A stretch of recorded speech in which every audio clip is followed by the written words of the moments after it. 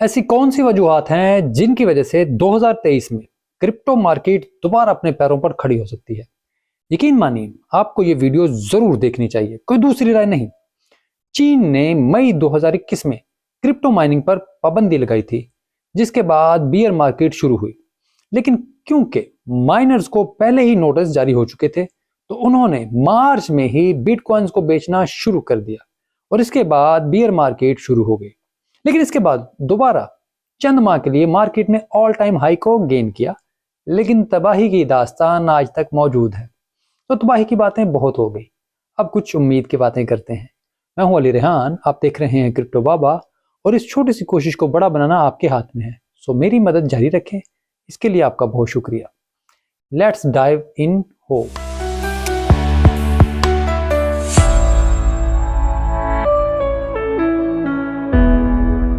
مارچ 2022 میں امریکی federal reserve نے شرح سود کو بڑھانا شروع کیا اور اعلان کیا کہ وہ افراط زر میں کمی تک یہ شرح بڑھاتے رہیں گے، جس سے اسٹاک مارکیٹس، کرپٹو اور مجموعی اثاثوں سے ٹریلینز آف ڈالر نکل گئے۔ اب اس بات کا امکان ہے کہ فیڈرل ریزرو اگلے سال کے شروع میں شرح سود کو بڑھانے کا سلسلہ روک دے گا، جو کرپٹو اور سٹاکس کے لیے انتہائی بلش ہوگا۔ شرح سود میں کمی 2024 کی پہلی سماہی میں ہونے کا امکان ہے، جو ہاونگ ایونٹ کے قریب ہے۔ سینٹرل بینک ڈیجیٹل کرنسی کاغذی پیسے کا مستقبل ہے۔ CBDC کی وجہ سے ریاست کا ہمارے پیسے کے اوپر مکمل کنٹرول ہوگا، کوئی پیسہ چھپا نہیں رہ سکے گا، اور اس کی وجہ سے جہاں کرپشن اور ٹیکس چوری روکنا ممکن ہوگا، وہیں لوگوں کو اپنا پیسہ بچانے کے لیے ڈی سینٹرلائزیشن کی ضرورت بھی ہوگی، کیونکہ میرا پیسہ میری مرضی۔ ابھی کسی بھی CBDC کے رول آؤٹ ہونے کا امکان نہیں، لیکن اگلے سال یورپی یونین سمیت کئی ممالک قانون سازی شروع کر رہے ہیں، جسے دیکھنے کے بعد لوگ تیزی سے بٹ کوائن میں آئیں گے، جو کرپٹو کے لیے انتہائی بلش ہوگا۔ اسی سے جڑا ہوا اگلا بلش ایونٹ یہ ہے کہ CBDC کو چلانا اور انہیں محفوظ رکھنا، سیو رکھنا ہر کسی ملک کے بس کی بات نہیں۔ اسی وجہ سے ایل سیلواڈور نے بٹ کوائن کو لیگل ٹینڈر بنایا، اور اسی طرح اگلے سال کے شروع میں ٹونگا بھی اسے لیگل ٹینڈر بنانے جا رہا ہے۔ پاکستان جیسے غریب ممالک لاکھ کوشش کر لیں، لیکن ان کی CBDC کبھی بھی ڈالر کا مقابلہ نہیں کر سکے گی۔ اسی وجہ سے ٹونگا نے فیصلہ کیا ہے کہ واحد کرنسی جو پچھلے 10 سال سے ڈالر کا مقابلہ کر رہی ہے، اس سے لڑ رہی ہے، وہ بٹ کوائن ہے۔ سو انہوں نے بٹ کوائن کو اڈاپٹ کرنے کا فیصلہ کیا ہے۔ اسی طرح بہت سے غریب ممالک بھی یہی فیصلہ کریں گے تاکہ اپنی اکانومی کو بچا سکیں، اور یہ سب کچھ کرپٹو کے لیے انتہائی بلش ہوگا۔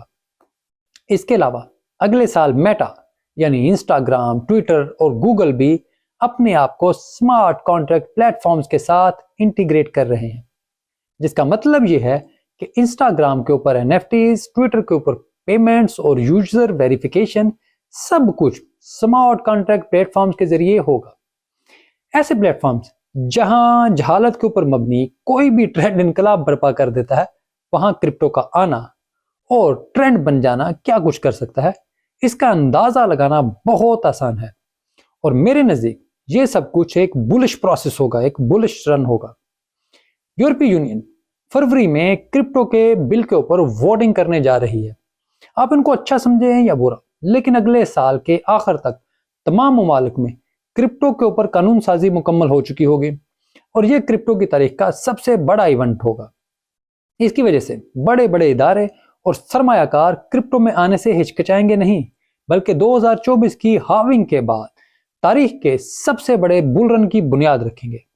اس قانون سازی سے بہت سے پروجیکٹ سبابی ہو جائیں گے، لیکن بٹ کوائن ایک تاریخی بل رن کی تیاری کرے گا۔ XRP اور سیکیورٹی اینڈ ایکسچینج کمیشن کا کیس اگلے سال کی پہلی سماہی میں ختم ہونے کا امکان ہے، اور یہ کیس کرپٹو کی دنیا میں بہت اہم ہے۔ اگر ریپل یعنی XRP یہ کیس ہار گیا تو SEC کسی بھی پروف آف اسٹیک کوائن کو سیکیورٹی قرار دے کر بند کر سکتا ہے، جبکہ اگر ریپل یہ کیس جیت گیا تو کرپٹو مارکیٹ، خصوصی طور پر SRP اور آلٹ کوائنز کے لیے یہ ایک بہت بڑی جیت ہوگی۔ میں کوئی لیگل ایڈوائزر نہیں ہوں، نہ ہی کوئی ماہر قانون ہوں، لیکن فی الحال جیسے تمام کرپٹو پروجیکٹ ریپل کی حمایت کر رہے ہیں اور اس کو ہر طرح کی مدد فراہم کر رہے ہیں۔ اس سے لگتا ہے کہ ریپل کا کیس انتہائی مضبوط ہے۔ اگر آپ بھولے نہیں تو کورونا بھی ابھی ختم نہیں ہوا۔ جی ہاں، کووڈ-19۔ چین میں زیرو کورونا پالیسی موجود ہے۔ امریکہ اور یورپ میں بھی سختیاں موجود ہیں، جس کی وجہ سے دنیا بھر میں تجارت اب بھی متاثر ہو رہی ہے۔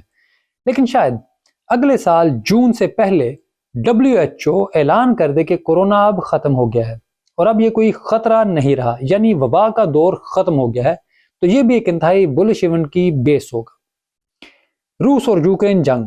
روس اور یوکرین جنگ کا خاتمہ بھی ایک انتہائی بلش ایونٹ کا آغاز ہوگا۔ میں کوئی جنگی ایکسپرٹ بھی نہیں ہوں، لیکن امریکہ اور یورپ کے پولز بتا رہے ہیں کہ ان کی عوام مہنگائی سے تنگ ہے اور یوکرین کی جنگ کی مزید حمایت جاری رکھنا وہ بالکل نہیں چاہتے۔ وہ کسی بھی جنگ کے سرے سے حامی نہیں۔ تو روس میں بھی سردی بڑھ رہی ہے اور عالمی پابندیوں کی وجہ سے اس کے اوپر مسائل زیادہ ہوتے جا رہے ہیں۔ ڈپلومیٹک سرکلز بھی یہ جنگ ختم کرنے کے حق میں ہیں۔ اگر لوگ جنگ کے حامی نہیں اور صرف چند لوگوں کو ہی اس جنگ کا کوئی فائدہ ہو رہا ہے تو یقین رکھیں اس کا مطلب ہے کہ جنگ ختم ہونے والی ہے، کیونکہ اکانومی اس کو افورڈ نہیں کر پا رہی۔ جب معیشت کسی جنگ کو افورڈ نہیں کر پا رہی تو وہ الٹیمیٹلی ختم ہو کر رہے گی۔ اور سب سے اہم بلش ایونٹ سعودی عرب کا بٹ کوائن اور کرپٹو ٹریڈنگ کو لیگل کرنے کا فیصلہ ہے۔ ہانگ کانگ بھی اس حوالے سے قانون سازی کر رہا ہے، لیکن سعودی عرب کی جانب سے یہ فیصلہ انتہائی اہم ہے، کیونکہ ان کے نیوم سٹی پروجیکٹ میں کرپٹو اور بٹ کوائن کا استعمال لیگل ٹینڈر کے طور پر ہوگا۔ ایسے میں اگر قانون سازی اور فرمز کا کام فوری طور کے اوپر شروع ہو جاتا ہے تو تیل کی کمائی بٹ کوائن اور کرپٹو کو انتہائی مستحکم کریں گے۔ یہ ہیں میری وہ چند وجوہات جن کی وجہ سے میں سمجھتا ہوں کہ اگلے سال کے اختتام تک کرپٹو انڈسٹری انتہائی مستحکم مقام پر ہوگی۔ جو آج حالات ہیں وہ نہیں ہوں گے، لیکن میں کسی بھی طرح سے آپ کا فائنینشیل ایڈوائزر نہیں ہوں، سو آپ میری اس رائے کو معلوماتی طور پر لے سکتے ہیں۔ تو اگر آپ کو یہ ویڈیو پسند آئے تو اس کو لائک اور چینل کو سبسکرائب ضرور کریں، دوستوں کے ساتھ بھی اس کو ضرور شیئر کریں۔ کامنٹس میں آپ کی رائے کا مجھے انتظار رہے گا۔ آپ کی مدد میرے چھوٹے سے چینل کو بڑا بنانے کے لیے بہت اہم ہے۔ یہ ویڈیو دیکھنے کے لیے آپ کا بہت شکریہ۔